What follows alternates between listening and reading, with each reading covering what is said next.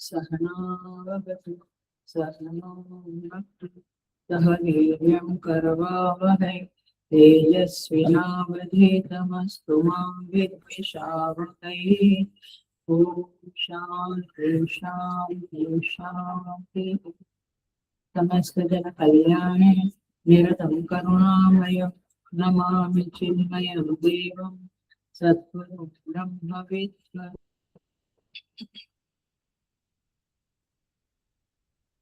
Welcome you all with great love and great respect in this Bhagavad Gita discourses.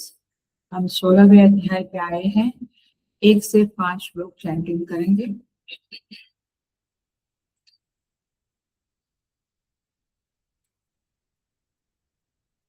ओम श्री परमात्मने नमः। अथ षोडशोऽध्यायः। श्री भगवान् उवाच अभयं सत्त्वसंशुद्धिः ज्ञानयोगव्यवस्थितिः दानं दमश्च यज्ञश्च स्वाध्यायस्तपार्जवम् अहिंसा सत्यमक्रोधः त्यागः शान्तिरपैशुनम् दया भूतेष्वलोलुप्त्वम् माधवं वीरचापलम् तेजः क्षमा धृतिः शौचम् अद्रोहो नातिमानिता भवन्ति सम्पदं देवीम् अभिजातस्य भारत दम्भो दर्पोऽभिमानश्च क्रोधः पारुष्यमेव च अज्ञानं चाभिजातस्य पार्थ सम्पदमासुरीम् दैवी सम्पद्विमोक्षाय निबन्धायासुरीमता माशु च सम्पदं दैवीम् अभिजातोऽसि पाण्डव। सो भगवान श्री कृष्ण 26 वैल्यूज बताते हैं। 26 वैल्यूज, 20 वैल्यू हो गई, इनफैक्ट 23 वैल्यू हो गई। अब 3 बाकी है जिसको हम आज करें। तेजः, क्षमा, धृति, शौचम, अद्रोह, नातिमानिता।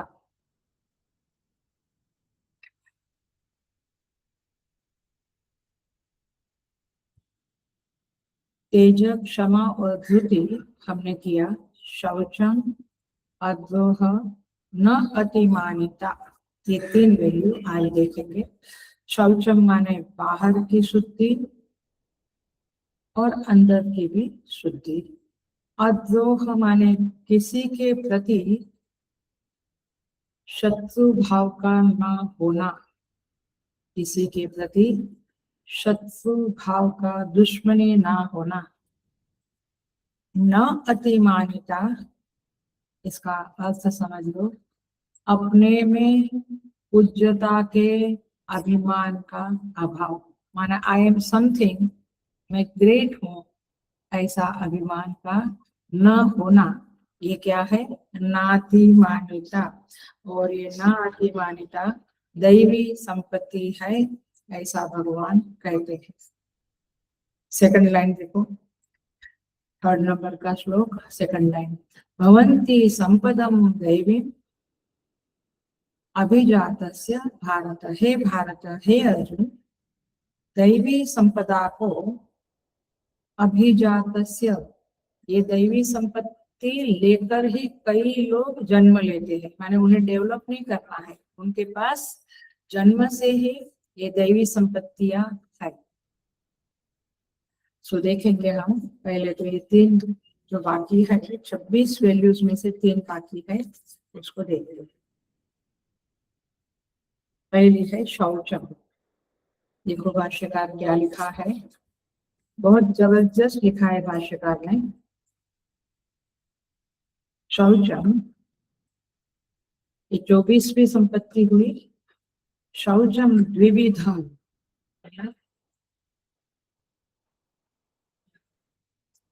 द्विविधम माने 2 प्रकार का।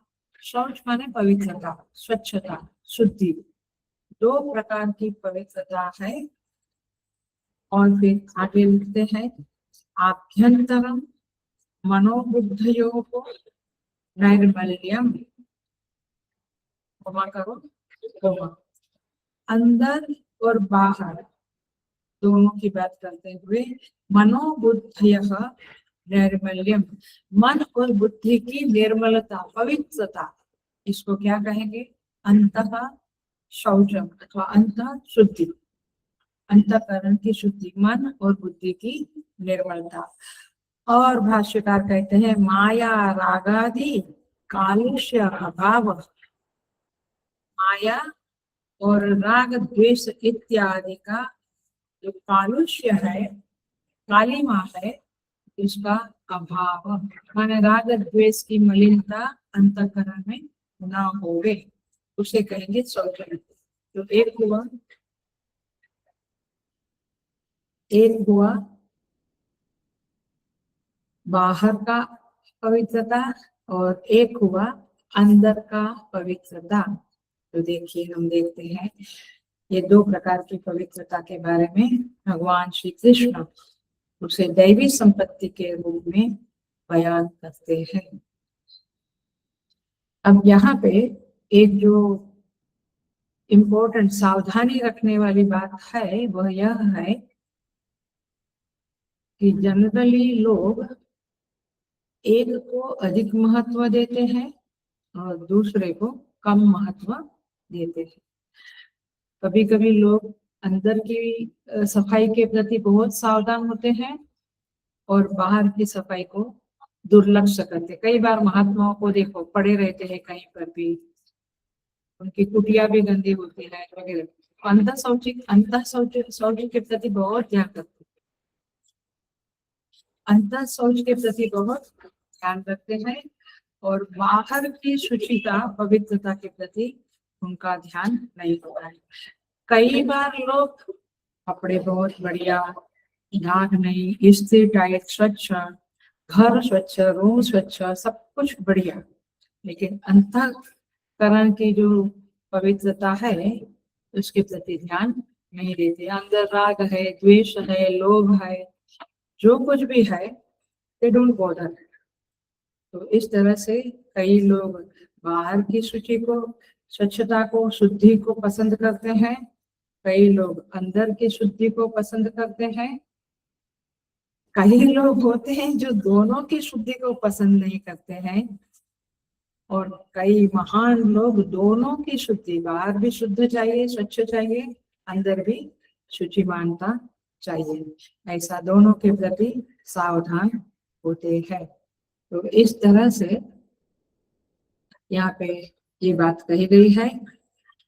हमें क्या करना है, दोनों शुद्धि, बाहर की शुद्धि भी अंदर की शुद्धि भी, दोनों की तरफ हमें ध्यान देना है यदि हम अच्छे साधक है तो ये सद्गुण है शुद्धि, बाहर भी अंदर भी। अब देखो भीतर की जो शुद्धि है, अंतःकरण की जो शुद्धि है, उस शुद्धि के लिए 3 बात मैं बताऊंगी। अंतःकरण की शुद्धि के लिए 3 बात। पहली बात है, पहली शुद्धि है भाव शुद्धि। ध्यान से समझना, हमारा अंतःकरण शुद्ध होना है, क्योंकि क्या लेके जाने वाले हैं, धन, संपत्ति, प्रॉपर्टी, ये सब लेके जाने वाले हैं, राइट? कुछ भी नहीं ले जाने वाले। एक चीज ले जाएंगे, वह है अंतःकरण की शुद्धि।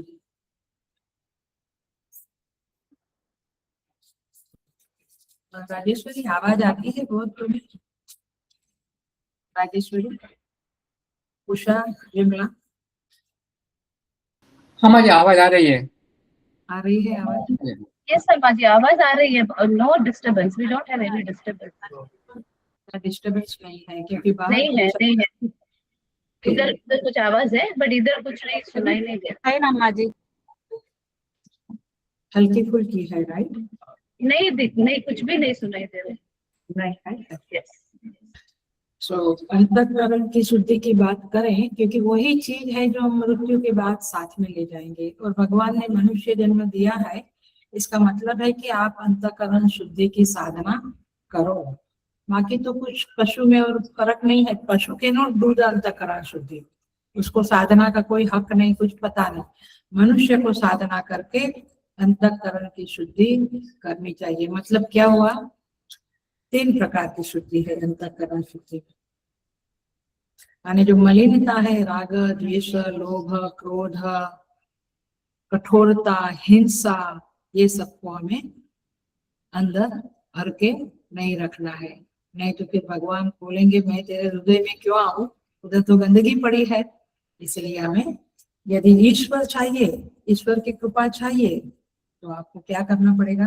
अंतःकरण शुद्धि करना पड़ेगा। तो पहली शुद्धि है भाव शुद्धि। मैं टाइटल बोल देती हूँ, फिर एक एक में हम जाएंगे। दूसरी शुद्धि है विचार शुद्धि, और तीसरी शुद्धि है संस्कार शुद्धि। ये 3 प्रकार की प्योरिटी को प्राप्त करने के लिए हमें मनुष्य जन्म में कोशिशें करनी चाहिए। नहीं तो फिर हम में और पशु में कोई फर्क नहीं, हम भी पशु के समान ही है। क्योंकि हम बाहर से सब करते हैं, शुद्धि करते हैं, पैसा कमाते हैं, सब कुछ करते हैं, लेकिन अंतःकरण में क्या मलिनता, मसाला पड़ा है, उसके प्रति छल, कपट, चालाकियां, लोभ, क्रोध, इसके प्रति हम ध्यान नहीं देते हैं। सो हम पहले एनालिसिस करेंगे विचार शुद्धि। माने thinking should be very pure. अब आप कहेंगे थिंकिंग, हाँ मेरा तो लगभग ठीक ही है, बट हम लोग वेदांती है, तो हम वेदांत की तरह से डीपर सेंस में इसको समझेंगे। डीपर सेंस का अर्थ यही है कि आपके जो विचार है वो आपकी मान्यताओं के ऊपर बने हुए है। Is that right? What ever you believe, you think on that. Correct? आप जो बिलीव करते हैं, मान्यता, आप बिलीव क्या करते हैं? ओ आई शुड बी क्लीन, मेरे कपड़े अच्छे होने चाहिए, मेरा रूम अच्छा होना चाहिए, मेरी वाणी अच्छी होनी चाहिए। तो आप जो आपकी जो मान्यता है, क्यों? क्योंकि then I will be impressing the people, लोग मुझसे खुश रहेंगे। मैं गंदा हूं तो कोई मुझसे बात नहीं करेंगे। तो आपकी जो मान्यता है स्वच्छ रहने की, शुचिमान रहने की, वो किसके आधार पे है? व्यवहार के आधार पे है। क्योंकि लोग अब मेरे घर में आएंगे तो बोलेंगे क्या बढ़िया घर सजा के रखा है, नहीं तो इधर कुछ पड़ा उधर कुछ पड़ा। आपकी मान्यता है कि झूठ बोलने से ही हाँ, काम होता है, ये आपकी मान्यता है। सपोज इस जमाने में अभी कलयुग में झूठ नहीं बोला तो काम नहीं चलेगा, फिर आप झूठ बोलने से कोई संकोच नहीं करेगा, यू विल स्पीक लाई। तो आपका अंतःकरण कैसा होगा? शुद्ध हो गया, राइट? शुद्ध हो गया। आप झूठ बोलेंगे तो शुद्ध हो गए। हाँ, तो कैसे? आप झूठ बोलेंगे तो अंतःकरण मलिन होगा। Are you getting the point? परंतु ये अंतःकरण शुद्ध रखने के लिए झूठ नहीं बोलना, ये आपकी मान्यता के ऊपर आधार रखता है। कई लोग सच ही बोलते हैं, क्यों? आपको आपकी बिलीफ को ढंढोलना। बिलीफ माने मान्यता। What I believe, should I believe that if I behave properly people will behave properly with me. यदि मैं अच्छा रहूंगा तो लोग मुझसे अच्छे रहेंगे। ये यदि मान्यता है तो आप अच्छे ही रहने की कोशिश करेंगे, आपकी अंतःकरण शुद्धि बढ़िया रहेगी। आपकी मान्यता यदि ऐसी है, अरे आजकल क्या लोग, हम कितना भी अच्छा रहे लोग तो ऐसा ही करते हैं, देन आप क्या करेंगे? गलत व्यवहार करेंगे, फिर आपका अंतःकरण अशुद्ध हो। तो आपकी बिलीफ क्या है, उसके आधार पे आप इस पवित्रता रूपी अंतःकरण की वैल्यू सिस्टम को एक्सेप्ट करोगे या रिजेक्ट करोगे. All the value system that we follow depends upon our belief, मान्यता. आप समझ रहे हैं, मान्यता माने belief, what you are convinced about. So पहले तो आपकी मान्यता को आपको झंडोलना चाहिए, माने सोचना चाहिए कि मैंने जो बिलीफ बनाई है वो सही है कि नहीं. अच्छा, मैं बिल्कुल लोअर लेवल पे आ जाती हूँ, ये सत्य बोलना ये सब थोड़ी बड़ी बातें हैं, वो तो करनी ही है, बट मैं लोअर लेवल पे आती हूँ. निकले हम सोसाइटी में, किसी ने कुछ कहा, आप उससे सावधान रहना, हाँ वो व्यक्ति ऐसी है वैसी. आपने सुना, आपने क्या किया, उसके बारे में बिलीफ बना ली. Are you getting the point? Belief जो आप बनाते हैं वो किधर कुछ सुन के, किधर कुछ दो लोग बात करते हैं उससे समझ के, या कुछ बोला जाता है, आप ऐसे ही बिलीफ बना लेते. And it's a very dangerous thing, क्योंकि वो बिलीफ के आधार पे आपका व्यवहार होगा, और फिर आपका व्यवहार अशुद्ध होगा तो अंतःकरण अशुद्ध होगा, और अंतःकरण अशुद्ध होगा तो आप ले क्या जाएंगे ऊपर, क्योंकि आपके पास और कुछ तो ले जाने को है नहीं. ये जो मन बुद्धि वाला जो सूक्ष्म शरीर है, ये स्थूल शरीर तो इधर रहेगा, जल जाएगा. सूक्ष्म शरीर और कारण शरीर जिसमें संस्कार है, वही आप ले जाने वाले हैं अगले जन्म. तो फिर आपने किया क्या पूरी जिंदगी? आहार निद्रा भय में ही होना चाहिए. ये भय, ये निद्रा, ये आहार तो पशु भी करते हैं. तो इसीलिए आपकी बिलीफ को आप सही करना है, तो सत्संग इज द ओनली वे. मतलब ये कि शास्त्र जो कहता है, परमेश्वर ने जो कहा है, साधु संत जो कहते हैं, गुरुजन जो कहते हैं, वह क्या है? प्रमाण है. उसको समझना है, उसको मानना है. और गहरे गहरे इधर उधर से जो कुछ टीवी में भी, इधर भी सोसाइटी में भी किसी ने कुछ कहा और आपने मान्यताएं बनाई, क्योंकि सोसाइटी में तो ऐसी बातें करेंगे, आजकल झूठ के बिना चलता नहीं, तो आप भी अपनी मान्यता वैसी बना ली, फिर क्या फायदा? तो मान्यता किस आधार पे बनानी है? शास्त्र, गुरुजन, साधु संत, सत्संग. वहां पे जो समझना है वो प्रमाणित आपको मालूम पड़ेगा. बड़ी बात करें तो ईश्वर के विषय में, जन्म मरण के विषय में, स्वर्ग नरक के विषय में, या अपने जीवन में क्या करना चाहिए उसके विषय में, दुनिया के विषय में मान्यताएं बनानी है. तो शास्त्र जो बोलता है, गुरुजन कहते हैं, वही मान्यता बनाइए. That's the point.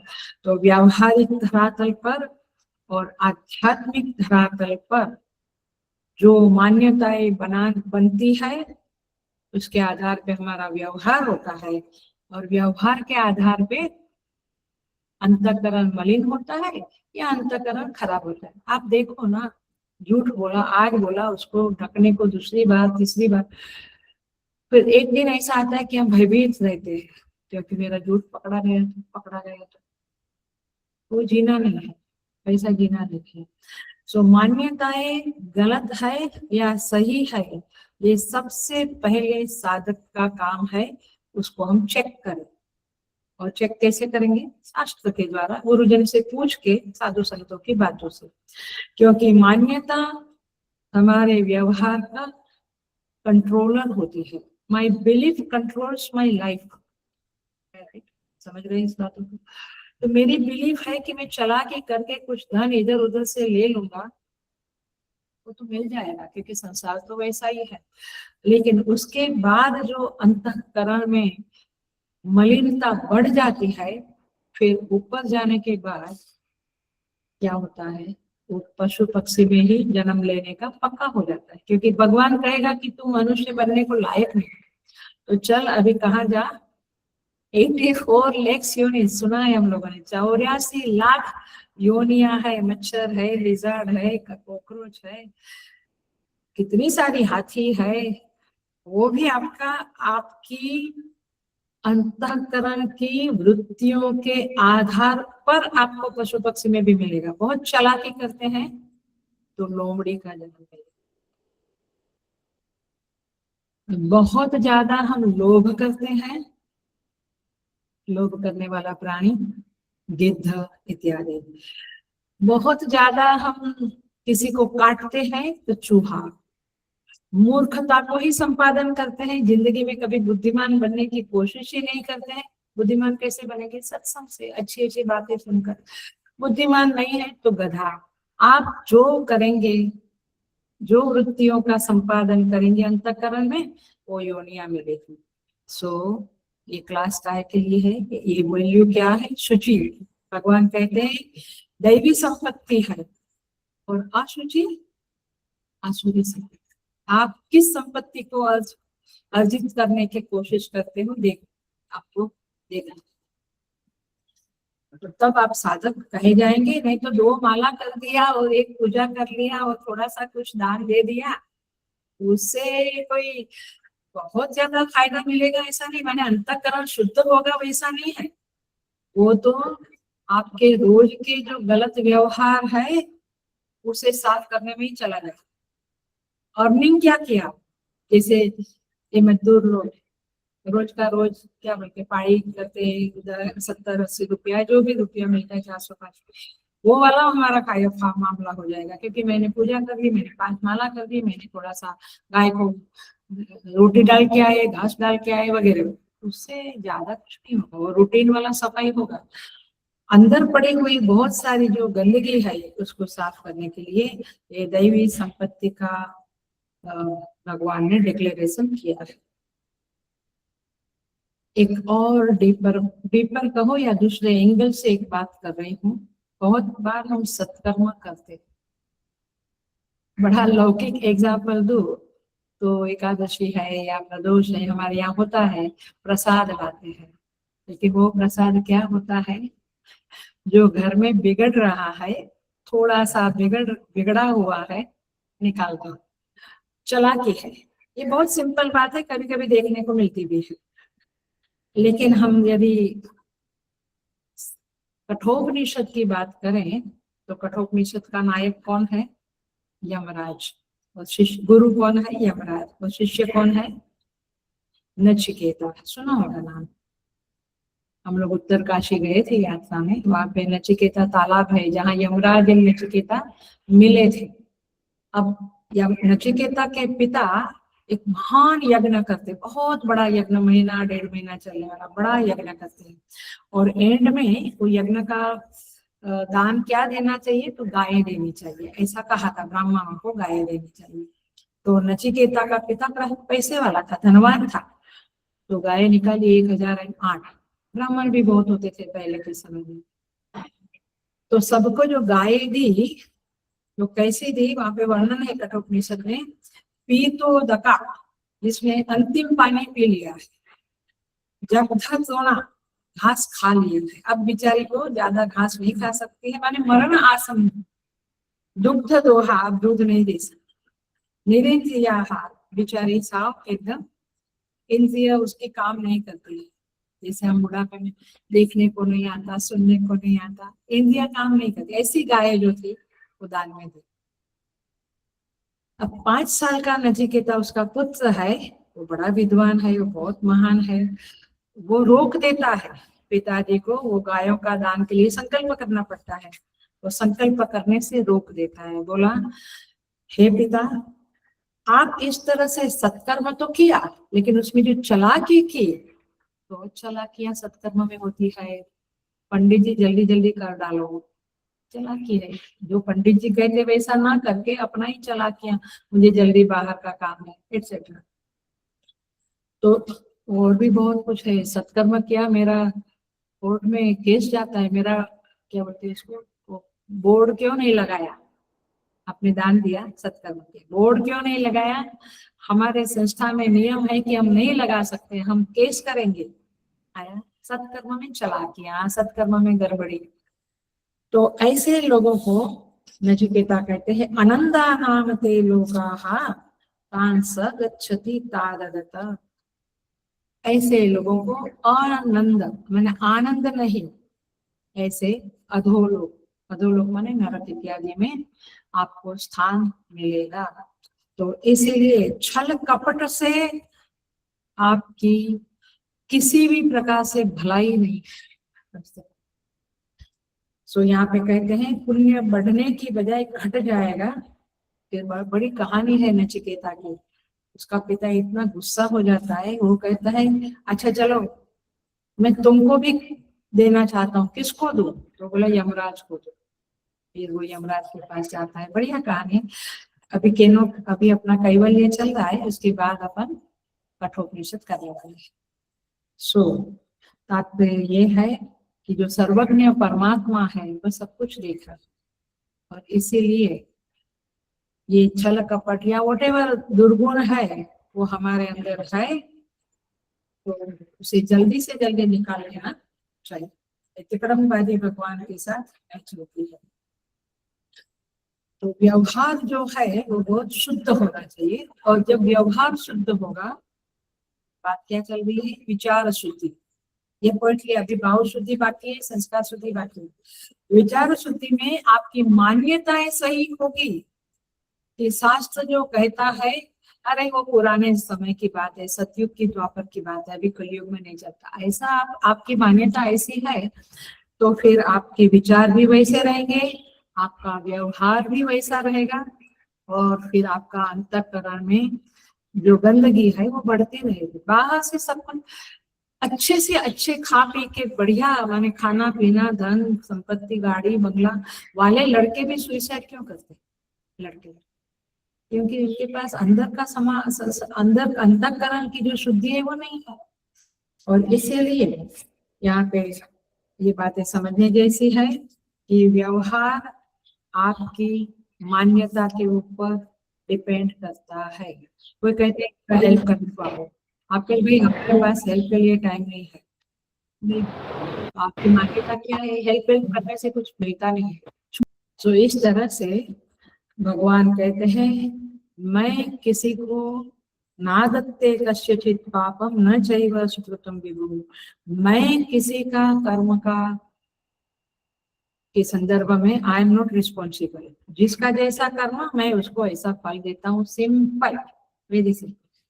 सो भगवान को किसी भी चीज में दोष ना दे हम, और हम हमारे कर्मों को शुद्ध करें, हमारी मान्यताओं को शुद्ध करें। मान्यता माने belief, that's a very very important thing in the life. आप देखो ना, किसी को सक्सेस मिलती है किस आधार पे? क्योंकि उसकी मान्यता है यतो धर्म ततो जय। ये कहाँ वाक्य है? ये महाभारत के पहले पेज पे ये वाक्य है, वेद व्यास जी ने लिखा है, यतो धर्म ततो जय। जहाँ धर्म है वहां सक्सेस है, वहां विजय है, वहां पे आपका कहो कि पुण्य बढ़ता है। यतो धर्म ततो जय, यतो अधर्म ततः हार, डिफिट होती है आपकी। माने जहाँ अधर्म है वहां हार है, धर्म है वहां पे विजय है। तो इसलिए सक्सेस चाहिए तो धर्म का पालन। अब ये विचार जो है वो किस आधार पे बनाना चाहिए? पहले कह दिया, लौकिक इधर उधर की बातों से या नहीं बनाना, टीवी में कुछ आया। लेकिन एक बात आपने देखी है, जो मैं पहले से देखती आई हूँ, शास्त्र पढ़ने के पहले से मुझे ऐसे समझता था कि कोई मूवी भी है, कोई नॉवेल भी है, कोई ऐसे प्रामाणिक न्यूज भी है, तो वहां पे यही बातें बताई गई। सीरियल देखो, वही बातें बताई गई है कि जिसने अच्छे कर्म किए उसकी विजय होती है। माने एंड में तो मूवी देखो, अच्छे कर्म का फल अच्छा ही होता है। तो ये बातें शास्त्रों में मिलती है। और दूसरी बात, आपकी बुद्धि यदि बहुत पावरफुल है तो आप लॉजिक लगाकर ये समझो, put the logic, learn the logic, how to examine the things, हर सिचुएशन को कैसे समझना है।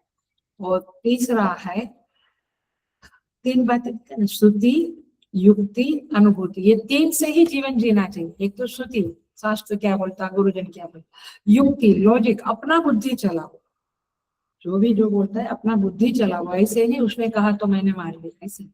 और तीसरा है अनुभूति, उसने ऐसा कहा मैंने किया बट मैं तो खड्डे में पड़ गया, उसकी एडवाइस से ऐसा होता है। बहुत बार कोई एडवाइस देते हैं हम खड्डे में पड़ जाते, तो अनुभूति, तो श्रुति, युक्ति, अनुभूति, ये तीन चीज। लौकिक एग्जाम्पल दो, एकदम लौकिक एग्जाम्पल जो हमारा रूटीन वाला है और हम सफर भी करते हैं। डॉक्टर बोलता है आप खूब सलाद खाओ, कच्चा खाओ, और फिर हम मान लेते हैं, हम इतना सोचते नहीं है ज्यादा, और फिर अनुभूति क्या होती है, अरे यार इसे तो पेट दुखने लगा, गड़बड़ हो गई पेट में, तो आपको क्या करना चाहिए, अनुभूति को सबसे बड़ा प्रमाण मानना चाहिए। अनुभव क्या हुआ, तो किसी ने सलाह दी, वो लॉजिकली आप उसको चेक करो, फिर उसका अनुभव करो, तब जाके उस मान्यता को पक्के।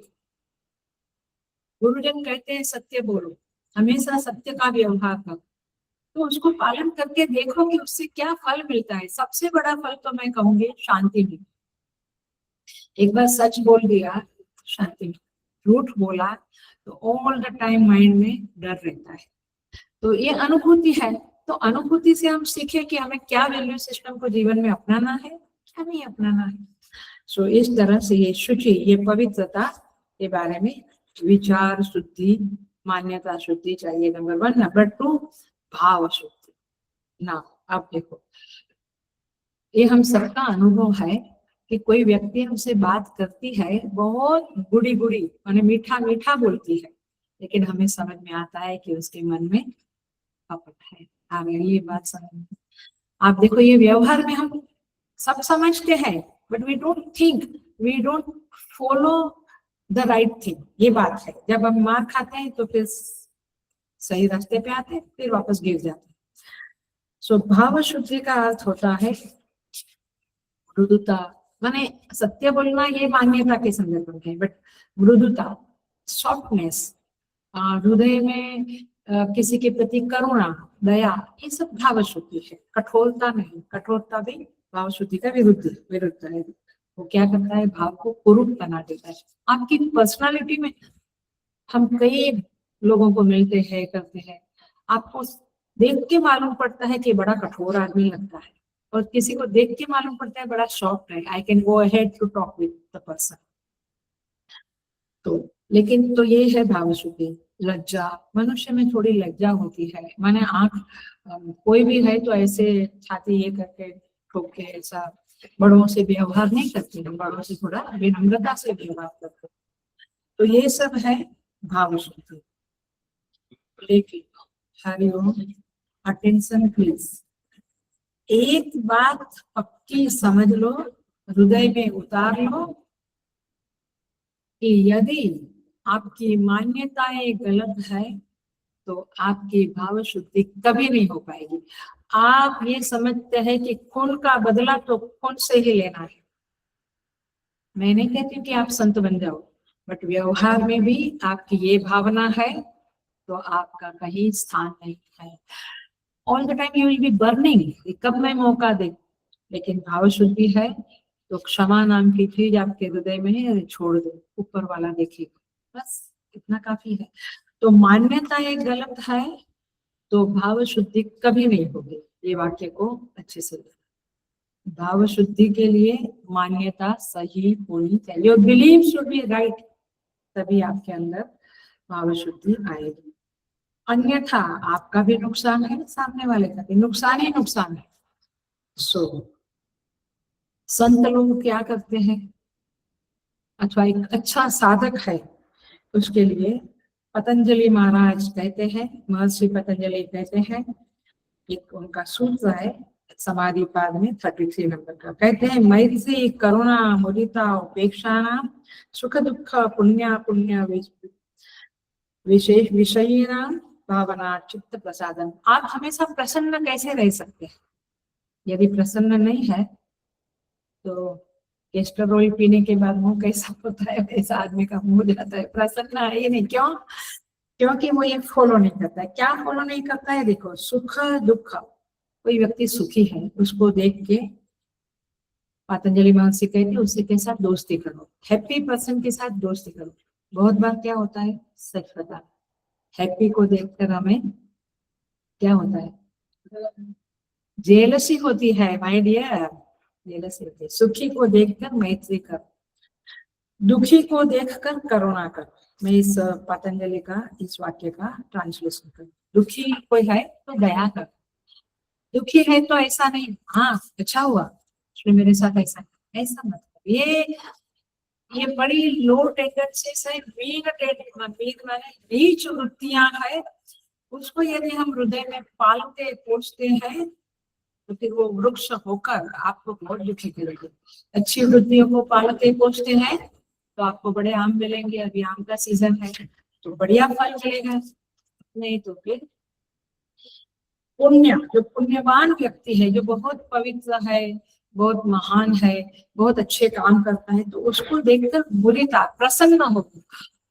बहुत बार देखा गया है कि जो अच्छे काम करते हैं उनको लोग कुछ ना कुछ दोष निकाल के उनका बड़प्पन को स्वीकार करने की उनकी ताकत ही नहीं है। स्कूलों में टीचर होते हैं, कोई अच्छे टीचर होते हैं तो उसमें कुछ ना कुछ दोष निकालते रहते हैं। ये वृत्ति कैसी है? मेन टेंडेंसी से। लेकिन wow she is doing so great, I think I should also be like this. फिर कोई साधु संत कुछ अच्छी एक्टिविटीज करते हैं, बोलते हैं हाँ ये तो ठीक है दिखावे के लिए करते हैं। अरे भगवान, उसको तो याद, उसको तो पता भी नहीं कि वो दिखावे के लिए, वो तो मेरा गुरु की मुझे सेवा करनी है तो मैं कहता है। जैसे पहले की स्त्रियां पति सेवा में खुश रहती थी, मेरे पति को मेरे फैमिली को मैं खुश रहती थी। अभी तो सब अपना ही करियर अपना ही बनाने की बातें ज्यादा होती है। बट पॉइंट इज दिस की कोई बड़ा आदमी है, बहुत सेवाएं करता है, हाँ तो ठीक है, भगवान ने उसको दिया है तो देता है, उसमें कौन सी बड़ी बात है। ये भगवान माने आप कहीं पर भी गुडनेस देखने को रेडी नहीं है, तो गुडनेस देखकर प्रसन्न होने वाला व्यक्ति भगवान को प्रिय है। भगवान कहते हैं वो अच्छी वैल्यू है। अपुण्य माने पापाना उपेक्षा, पापी व्यक्ति है जो गलत काम करती है, गलत थिंकिंग रखती है, गलत व्यवहार करती है, उसके साथ मत्था पच्ची मत। उपेक्षा नाम माने उनकी उपेक्षा का, उपेक्षा माने जस्ट इग्नोर, उनके बारे में बुरा बोलना नहीं, क्योंकि बुरा मैंने बोला तो फायदा किसको हुआ? उसका पाप कम हुआ और मेरा अंतःकरण मलिन हुआ। तो तू बुद्धिमान है कि मूर्ख है? महामूर्ख है, क्योंकि तेरे व्यवहार से तूने कमाया क्या? साधना में तो पुण्य अंतःकरण शुद्धि कमाने वाली ही मूल बात।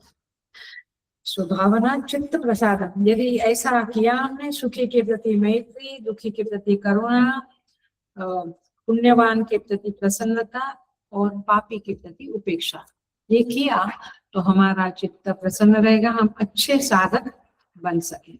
ऐसे कबीर कहते हैं, ये बहुत जबरदस्त है, हमने अनुभव किया है। कभी कभी भूल हो जाती है, गलती होती है तो कैसा होता है। कबीर कहते हैं बड़ी मार कबीर की, बड़ी मार कबीर की, चित्त से दिया उतार। वो व्यक्ति आपसे कुछ झगड़ा नहीं करेगा, वो आपका कोई बदला नहीं लेगा, आपको कुछ निंदा नहीं करेगा। चित्त से दिया उतार, उसने अपने चित्त से आपको उतार दिया, माने अब आपकी उपेक्षा शुरू हो गई। एंड सबसे बड़ा जो दुख है वो उपेक्षा का है। If somebody ignores me, I am very much unhappy, है ना। सबसे बड़ा दुख है, अपमान किया वो तो है, हमारे सामने हमारा निंदा की वो तो है, लेकिन कोई व्यक्ति हमें मन से उतार देता है। साथ में होता है, पति पत्नी में भी होता है, एक निभाना है तो निभा दे, लेकिन मन से उतार देते। तो ये सबसे बड़ा ये है। तो संत लोग क्या करते हैं, दुर्जनों से मत्थापच्ची नहीं करते हैं, उनसे बात ही नहीं करते, तो वो समझ जाता है। गुरुकुल में हम लोगों को अनुभव होता है, हमने गलती किया तो गुरुजी बात ही नहीं करेंगे अपने साथ, तो बड़ा दुख होता है। सबसे करते हैं, मेरे से नहीं करते हैं। सो क्या है कि हमें अपना अंदर इंट्रोस्पेक्शन करना चाहिए, ढूंढना चाहिए क्या गलती। तो इस तरह से भाव शुद्धि माने आपके अंदर मृदुता, प्रेम, वात्सल्य, करुणा, दया, ये सब होने से भाव शुद्धि। तीसरा है संस्कार शुद्धि। हम कहते हैं बच्चों में अच्छे संस्कार रखो, बाल विहार लो, बाल विहार क्लास लो, अपने बच्चों को बाल विहार में भेजो। तो मैंने सुना आप लेने वाले हैं, इतना जब हम सेवा करेंगे, इस तरह से संस्कार बच्चों को देंगे, तो भगवान बोले कि मैं तेरे ऊपर बरसात बरसूं। मैं सच्ची कहती हूँ, बाल विवाह सेविकाएं जो है उनको तो भगवान मुफ्त में देने वाला है, क्योंकि वो बच्चों को जब सिखाते, हम भी आपको सिखाते हैं, तो हम देखते हैं कि जब हम किसी को सिखाते हैं और खाली पढ़ते हैं तो पढ़ने से अच्छा लगता है, बट जब हम किसी को सिखाते हैं बच्चों को या स्टूडेंट्स को, तो उससे हमारा पक्का बनता है। ये टीचर लोगों को भी पता है, बाल विवाह सेविकाओं को भी पता है, अथवा हम लोगों को भी पता है कि जब हम गलत करते हैं, कुछ हो जाता है या गलत विचार आता है, तो हम कहते हैं अरे यार, लोगों को तो हम ऐसा कहते हैं और हम ऐसा सोचते हैं, हम ऐसा करते हैं। होती है गलतियां, दोष आते हैं, लेकिन कम से कम उसके साथ गिल्ट आता है। नहीं तो बेशरम लोगों को गिल्ट बिल्ट कुछ नहीं, वे अपना मस्त चलते रहते हैं। So the point is this की संस्कार शुद्धि। और हमारे देश में तो पहले गुरुकुल थे, जहाँ पे बच्चों को छोड़ देते थे पेरेंट्स, और फिर 12 साल या 7 साल, अभी भी गुजरात में तो मैं थी तभी मैंने देखा था बहुत सारे गुरुकुल, जहाँ पे ये मोरल वैल्यूज भी सिखाते हैं और पढ़ाई भी, आपके करिकुलम जो है वो भी पढ़ाते हैं। अभी अपने मिशन में भी है 89 विद्यालय है या 79 विद्यालय है। तो विद्यालयों में आपका करिकुलम भी होता है गवर्नमेंट के साथ जो होता है वो, और मोरल वैल्यूज की क्लास भी होते हैं। तो द पॉइंट इज दिस संस्कार शुद्धि। संस्कार को हमें शुद्ध करना चाहिए, तब जाकर हम साधु बन सकते हैं। नहीं तो साधु तो बना, वेदांत को ज्वाइन किया पवई में, सिद्धवाड़ी में, लेकिन बाद में थोड़ा करके छोड़ के निकल गए। 89-90 लोग थे। इस बार जब कोर्स खत्म हुआ तो 40 लोग थे, खाली 40 लोग छूट गए, क्योंकि ये कप ऑफ टी नहीं है सबका। आपके पास संस्कार नहीं तो आप साधना नहीं कर सकते हैं। सो यहाँ पे कहते हैं विचार शुद्धि, संस्कार शुद्धि का अर्थ होता है सिंपल, एक मेन बात, हेलो अटेंशन प्लीज, एक बात याद रखें, जब हम अपना स्वार्थ छोड़कर परहित दूसरों का भला कैसे होवे ये सोचते हैं, तब हमारे संस्कार शुद्ध है ऐसा समझो। और दूसरे जहन्नम में जावे, मेरा स्वार्थ मुझे सिद्ध करना है ऐसा सोचते हैं, तो आप समझ लो कि संस्कार अशुद्ध। बस इतना ही बात। कम से कम अपना भला सोचते समय उसमें दूसरों का कुछ बिगड़ता तो नहीं है ना।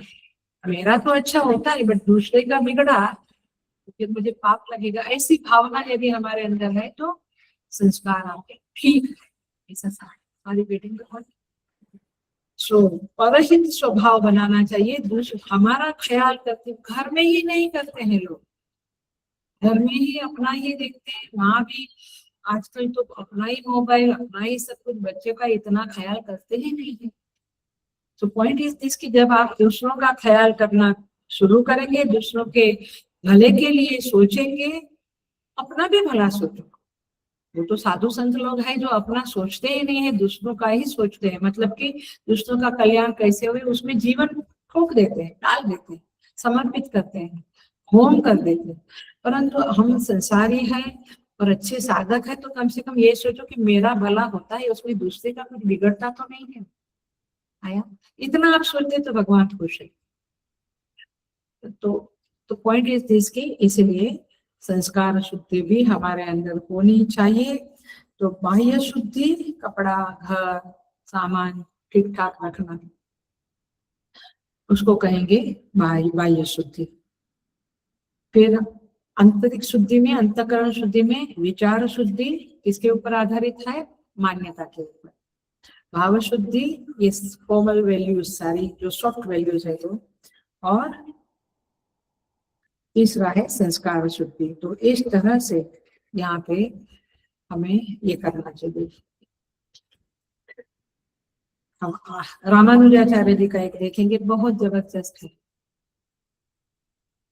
श्री रामानुजाचार्य जी कहते हैं, बहुत जबरदस्त कहते हैं अंतःकरणाना कृत्य योग्यता शास्त्रीय शौच।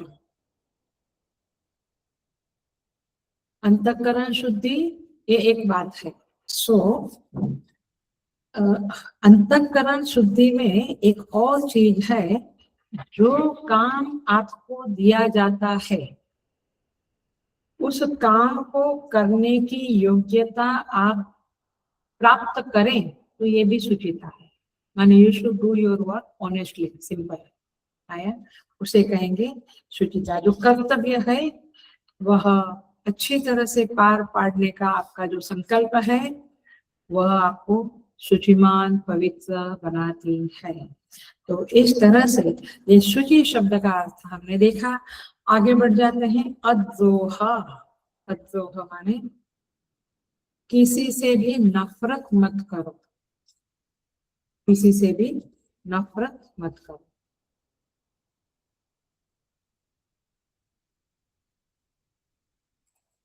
मतलब ये हुआ, किसी किसी का स्वभाव ऐसा हो जाता है, कुछ भी हो बट लड़ाई करना है, वाक युद्ध करना है। ये बहुत ही बढ़िया शब्द है, वाक युद्ध करना है। माने वाणी से आर्ग्यूमेंट्स करनी ही करनी है, चाहे कितना भी अच्छा कोई काम करे या कुछ करे, क्योंकि ना आप में पवित्रता है, ना आप में पुण्य है, ना आप ऐसे लोगों से मैत्री करना चाहते हैं।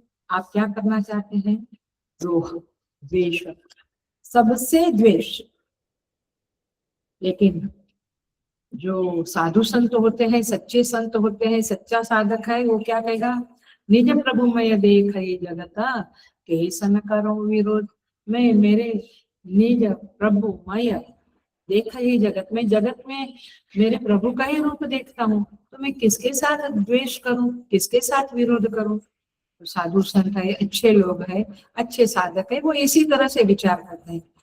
लेकिन कई लोगों के स्वभाव ऐसे हो जाते हैं, आप कुछ भी करो, वो निंदा किए बिना, द्वेष किए बिना रह सकता नहीं है।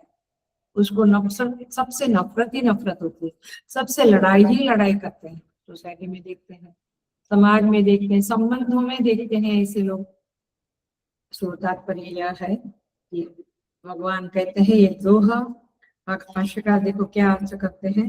पर जिज्ञासा अभाव अहिंसनम, दूसरे का कुछ बिगाड़ने की इच्छा का अभाव, दूसरों का कुछ बिगड़े ऐसा व्यवहार न करने का स्वभाव को अद्रोह कहेंगे।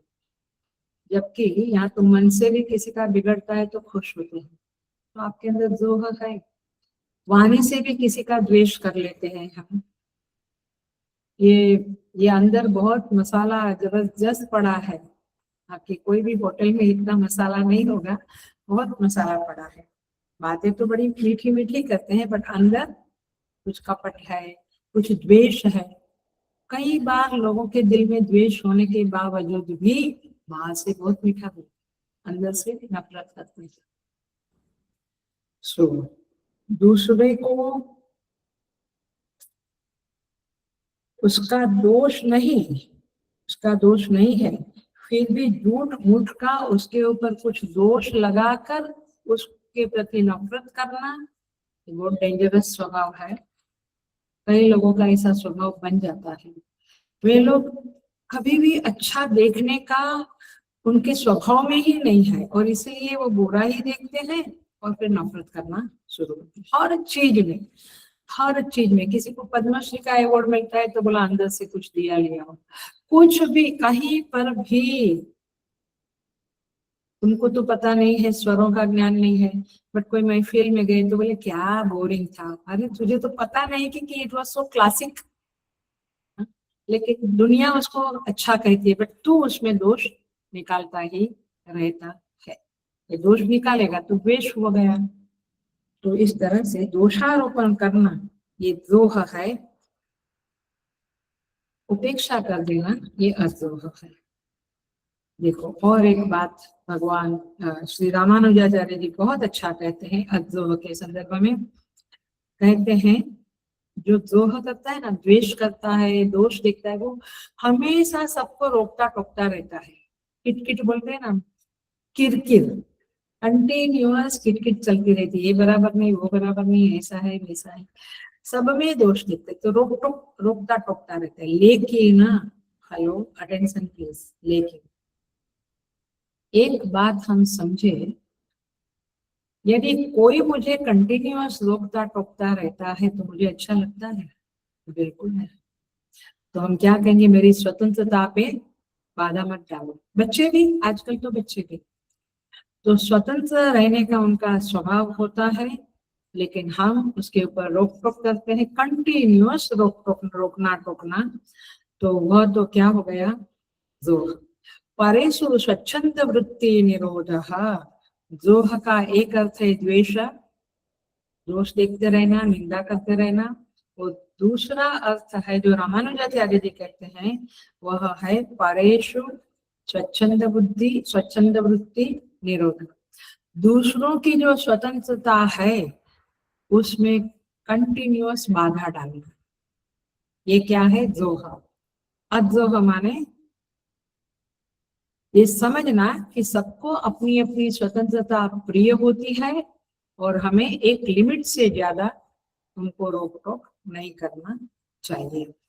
तो ये जोह है बार बार, और अजोह माने वाचिक हिंसा, वाक युद्ध करना भी जोह है, बार बार हम वाणी से आर्गुमेंट करते रहते हैं, ये एक प्रकार का जोह है, ये नहीं करना चाहिए, तो उसे कहेंगे अजोह। अब देखो, जोह शब्द वैसे तो हिंसा ही है, बट यहाँ पे टिपिकल है, इसको जरा सा और अच्छी तरह से हम देखें। देखो एग्जाम्पल देखते हैं, तुकाराम महाराज, ग्रेट सेंट ऑफ महाराष्ट्र, उनकी फेमस तुकाराम गाथा है, 4000 जितने कुछ अभंग है उसको। उनका एक गांव वाले थे मंबाजी करके, वो तुकाराम महाराज को बहुत ही तंग करते थे, कभी उनको कुछ बोल देते थे, कभी उनको मार भी देते थे। अब एक समय आया, मंबाजी मरण शैया पे पड़ा, बहुत ही बीमार हो गया और मृत्यु की शैया पे पड़ा। तुकाराम महाराज उनके पास गए, उनको कुछ पानी दिया मन से बोल के, उसके बाद वे अच्छे हो गए। अब उनके अंदर जो जोह था तुकाराम महाराज, क्योंकि तुकाराम महाराज का नाम बहुत था, ये मंबाजी भी बड़ा विद्वान था, बट मेरे से ज्यादा उसको मान मिलता है, लोग उसका सम्मान करते हैं, ये मुझसे सहन नहीं होता है, तो मैं क्या करता हूँ, उसका जोह करता हूँ। वेरी सिंपल, ये संतों की बात तो है, बट आप अपने आजू बाजू सोसाइटी, ऑफिस, संस्था, सब जगह ये देखते हैं कि किसी का ज्यादा सम्मान है तो फिर मैं माने लोग, कुछ लोग उसके प्रति जोह करते, अरे क्या वो सेवा करता है सोसाइटी की, आप खाली के लिए उसको इतना मान देते, ये क्या हुआ, जोह वाला वाक्य है। आया, घर में भी माने सास ससुर है, भाई, उनकी पत्नी है, सब 15-20 लोगों का फैमिली है सपोज, किसी एक बहू की बहुत प्रशंसा होती है, उसको बहुत मान मिलता है, तो बाकी के लोग, है ना, आप क्यों ऐसा समझिए, आपकी गलत फहमी, वो ऐसी नहीं है, जैसी दिखती है वैसी नहीं है, बड़ी चालाक है, अरे वो सीधी सादी है, सिंपल है, लोग उसको मान देते, उनको, उनके प्रति सम्मान करते, बट आप जो जोह स्वभाव वाले हो, तो आप ऐसा कुछ भी बोल के उसके साथ द्वेष करना प्रारंभ करते हैं। ये समाज में भी देखा गया है, ऑफिस में तो बहुत ज्यादा देखा गया है, संस्थाओं में भी, माने ऑर्गेनाइजेशन, चाहे स्पिरिचुअल हो चाहे कोई भी हो, ये सब चीजें दिखती है। So the point is this, इसको कहेंगे जोह। तुकाराम महाराज में अजोह था, माने वे उसके प्रति द्वेष नहीं करते थे। देखो बीमार पड़े तो उसको जीवंत कर दिया। रामेश्वर भट्ट करके बहुत बड़े संस्कृत के पंडित थे, उनको तुकाराम महाराज से बहुत जोह था, जेलसी थी, द्वेष था। अब क्या करें, तो उन्होंने वो एक बार तुकाराम महाराज को कहा चलो नौका विहार करें, तो नाव में दोनों गए। बोला आपके भजन की जो गाथा है, तभी कहाँ बुक्स थी, तो अपना लिखा हुआ था एक, बोला वो लेके आना, हम भजन करेंगे। तो लेके गए, उन्होंने उसको उठा के पानी में डाल दिया, इंद्रायणी नदी में, पंढरपुर की बात है, डाल दी। अब तुकाराम महाराज ने उसके प्रति कोई द्रोह द्वेष नहीं किया, वो शांत रहे।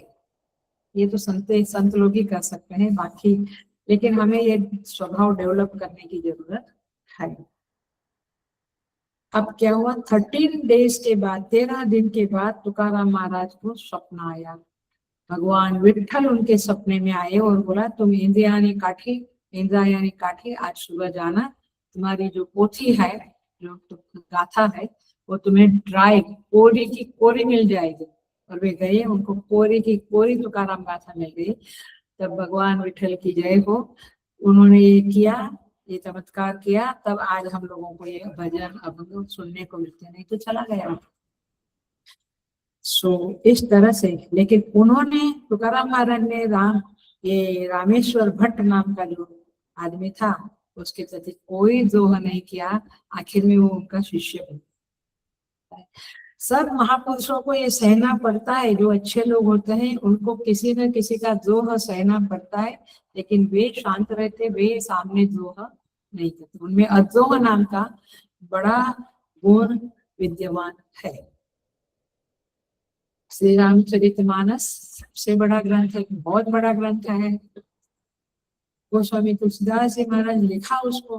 अब लिखने के बाद गांव वालों ने अथवा को स्टेट वालों ने उसका विरोध किया, बोला ये अवधी भाषा में है, इसको हम स्वीकार नहीं करेंगे, इसको फेंक दो, उसको हटा दो। अब आखिर में गांव वालों ने, माने वो पंचायत ने एक निर्णय लिया कि इस ग्रंथ को हम काशी विश्वनाथ मंदिर में, बाकी भी ग्रंथ रखेंगे, इस ग्रंथ को सबसे नीचे रखेंगे, उसके ऊपर 10 दूसरे ग्रंथ रखेंगे। अब हम देखते हैं कि मंदिर को ताला मार दिया। बोला देखते हैं कि सुबह को यदि ये ग्रंथ ऊपर आ गया, माने भगवान खुद उसको ऊपर कर दिया, तो हम इसको मान्यता देंगे, then it will be approved। और सच में देखा गया कि रामचरितमानस जो नीचे रखा था, ताला मार कर 10 लोग उधर सिक्योरिटी करने बैठे थे, फिर भी सुबह को जब खोला तो रामचरितमानस ऊपर था और उसके अंदर भगवान की सिग्नेचर थी, सत्यम शिवम सुंदरम लिखकर। आज भी वो ग्रंथ वहां पे है। ये अभी की बात है, गोस्वामी जी तो कोई बहुत पुराने नहीं है, तुकाराम महाराज वगैरह भी बहुत पुराने नहीं है, बट ये अभी की बात है कि वो ग्रंथ भी वहां पे रखा गया।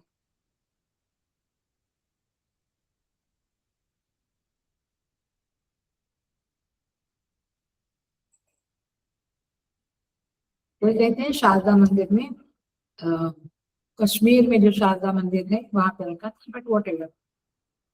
सो इस तरह से ये अद्रोह करने वाले लोगों का, जिनके हृदय में गोस्वामी जी है, तुकाराम महाराज है, उनके दिल में किसी के लिए द्रोह नहीं, तब तो वे अद्रोह वाले थे, उनको भगवान हमेशा मदद करते हैं।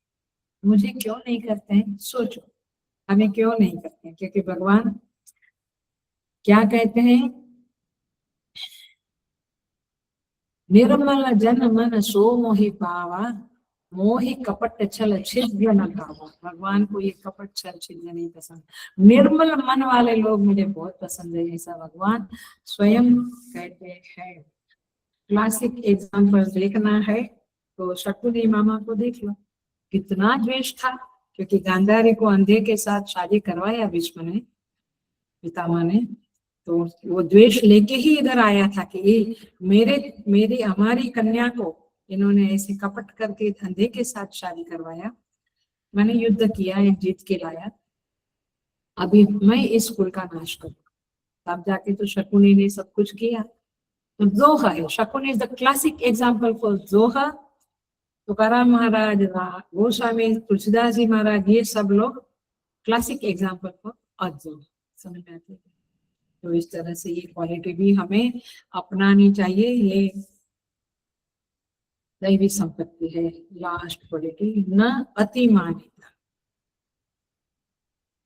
26 नंबर की क्वालिटी अतिमानिता। ये आपने 13वें अध्याय में देखा है, अमानित्वम, अमानित्वम अदम्भित्वम 13वें अध्याय में है, पहली क्वालिटी है 7 नंबर के श्लोक में। अमानित्वम, वो क्वालिटी जो अमान है, वह बहुत हाई साधक के लिए है। माने आपके अंदर मान ही न होवे, माने कोई कुछ भी करे, लेकिन ये जो क्वालिटी है ये व्यवहार के संदर्भ में है, वो मोक्ष के संदर्भ में, कहो कि आत्मज्ञान ज्ञान के संदर्भ में है, और ये अतिमानिता व्यवहार की। दोनों में मान शब्द तो है ही, मान माने मेजरमेंट नहीं, मान माने मा धातु का अर्थ है मेजरमेंट, टू मेजर, तो मान माने मेजरमेंट।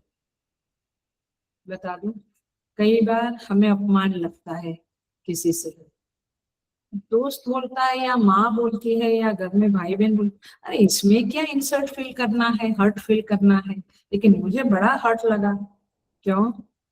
क्योंकि मैंने अपने को बहुत ज्यादा नापा था। जब मैं अपने को ज्यादा नापती हूँ, मैंने बड़ा मानती हूँ, तो फिर कोई मुझे कहते हैं यार ठीक है आपके लेक्चर में कोई दम नहीं है, तो बड़ा बुरा लगता है, क्योंकि मैंने अपने को बड़ा नापा। कभी हम अपने को कम नापते हैं तो फिर दूसरे जो कुछ बात करते हैं तो हमें सम्मान लगता है। तो ये सम्मान और अपमान अपने खुद के नापने के ऊपर है माय डियर। ये कोई किसको सम्मान देता है, कोई किसका अपमान करता है, मोस्टली वो हमारे अपने नापने के ऊपर है। मैं अपने को ज्यादा नापा तो कोई कुछ बोला तो मुझे अपमान लगा, मैं अपने को कम नापा, नहीं ये तो सिंपल है, आपको जो भगवान सिखाया है हम बोलते हैं, तो आपको कोई कुछ बोलेगा तो वो सम्मान हो जाएगा। सो अब यहाँ पे शब्द है अतिमान। अतिमान न होना माने न अतिमानिता, माने अतिमान न हो, माने छिपा हुआ अर्थ क्या है, थोड़ा मान तो होना, अतिमान नहीं होना, माने मुझे अपने को अतिशय नहीं नापना है कि दुनिया में मेरे जैसा कोई बोलता ही नहीं, मेरे जैसा कोई क्रिकेट खेलता ही नहीं, मेरे जैसा कोई संगीत गाता ही, माने सिंगर ही नहीं है, मेरे जैसा कोई एक्टर ही नहीं है। जो सच में वैसे थे वे कभी अपने को ऐसा नहीं मानते थे, ऐसा नहीं मानते। सो अतिमानिता माने बहुत अपने को नापना, न अतिमानिता माने अपने को बहुत ज्यादा मत नापो, थोड़ा नाप अवश्य नापो, थोड़ा मान अपना होना चाहिए। क्या है, कैसा मान होना चाहिए? मान माने नापना, थोड़ा तो अपने आप को एकदम क्या बोलते हैं घास फूस मत समझो।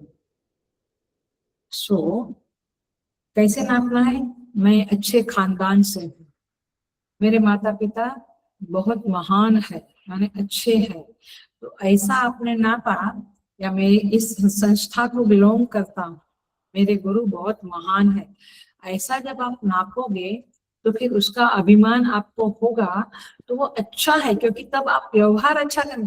अरे लोग मुझे जानते हैं कि मैं ये XYZ गुरु का शिष्य हूँ, स्वामी चिन्मयानंद जी का शिष्य हूँ, और फिर मैं ऐसा व्यवहार करूंगा, मैं ब्रह्मचारी हूँ, मैं स्वामी हूँ, मैं सिगारेट पीऊंगा, तो लोग क्या कहेंगे, मेरे गुरु को बदनाम करेंगे।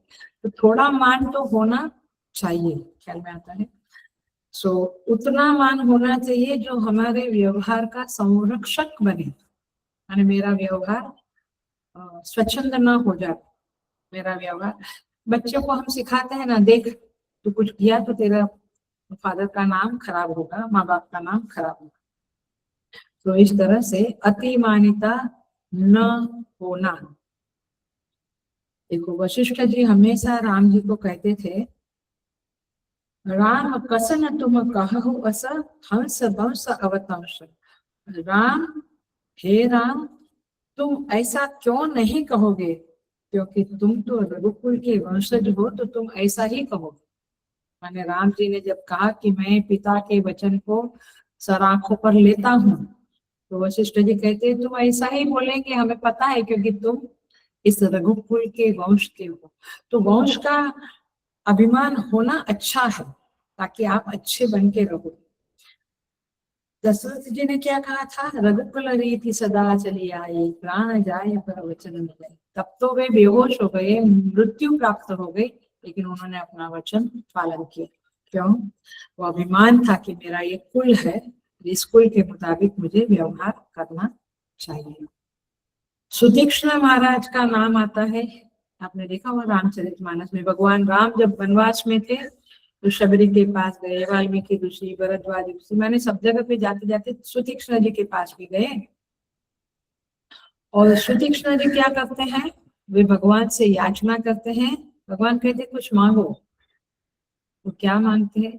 उनके गुरु ने उनको कहा था जब गुरुकुल वास पूरा हुआ तो दक्षिणा दी जाती है। तो सुतीक्ष्ण ने गुरु से पूछा कि मैं क्या दक्षिणा दूं आपको? तो उसके गुरु ने कहा कि राम जी का मिलन दर्शन मुझे करा दो। तो फिर वे तो बैठ गए समाधि लगा के कि भगवान राम जी आप यहाँ आइए तो मेरे गुरु को दर्शन दीजिए। तो वे क्या कहते हैं तो फिर भगवान भी प्रसन्न हो गए। तो भगवान कहते हैं सुतीक्ष्ण तुम मुझसे मांगो क्या चाहिए? बोले असभिमान जाई जनि गोरे मैं सेवक रघुपति पति मोरे।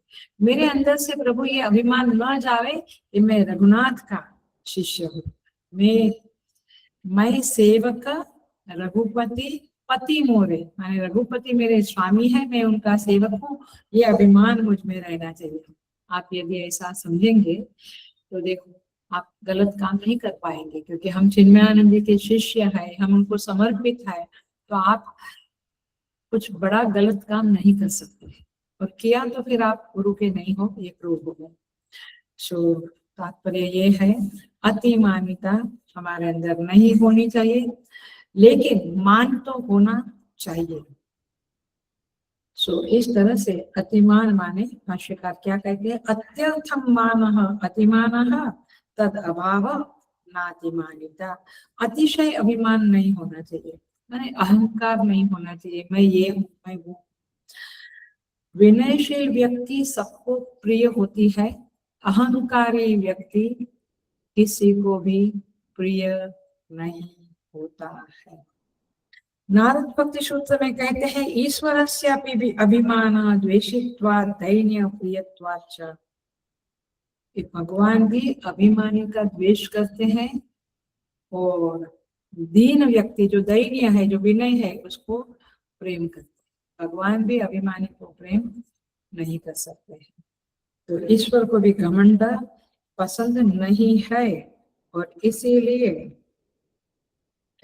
इसीलिए हमें भी हमारे जो बड़े लोग हैं उनके प्रति विनयशील व्यवहार करना चाहिए, और जो दुर्जन है उसकी उपेक्षा करनी चाहिए।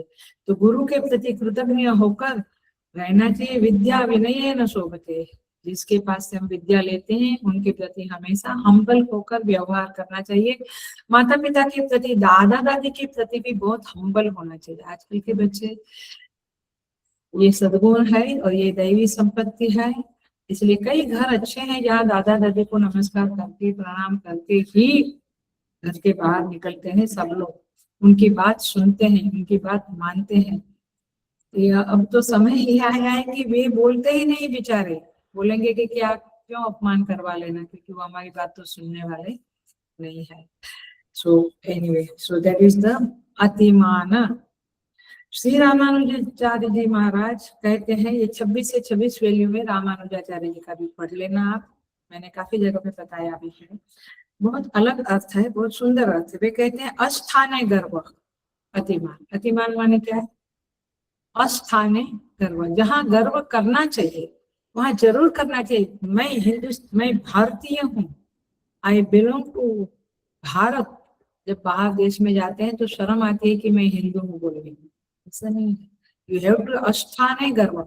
और अस्थाने माने माता पिता के सामने गर्व नहीं करना चाहिए, गुरुजनों के संतों के सामने अकड़ के खड़ा नहीं। कई लोग आते हैं आश्रम में, यहाँ की बात नहीं, बड़े बड़े आश्रमों में देखते हैं ऐसे खड़े रहते हैं, नमस्कार भी नहीं करते हैं गुरुजनों से, संत जनों से, एक्सेट्रा। तो अस्थाने गर्व नहीं दिखाना है। अस्थाने गर्व दिखाया तो वो अतिमान है। लेकिन आपने यदि देश के बारे में, धर्म, मैं सनातनी हूँ बोलने में क्यों शर्म आती है आपको? मैं इस महाराज का शिष्य हूँ, ऑफकोर्स हूँ। अपने गुरु के प्रति सम्मान करना और मैं इस गुरु का हूँ ये बोलना, ये गर्व अलाउड है। इसको अतिमान नहीं, उसको नातिमानिता कहते हैं। देश है, मेरा खानदान है, मेरी सोसाइटी, आप गर्व करो कि हमारी सोसाइटी ग्रेट है, क्योंकि कितनी क्लीन है, दिस है, दैट है। माने जहाँ गर्व करना चाहिए वहां गर्व करो, नहीं करना चाहिए वहां मत करो। इसे नातिमानिता कहते हैं, माने अतिमान का न होना। गर्व, अस्थाने गर्व मत करो। सो तात्पर्य ये हुआ, अतिमान्यता का सिंपल अर्थ ये है, आप जहां पे अभिमान एक्सप्रेस करना है वहां अवश्य करो।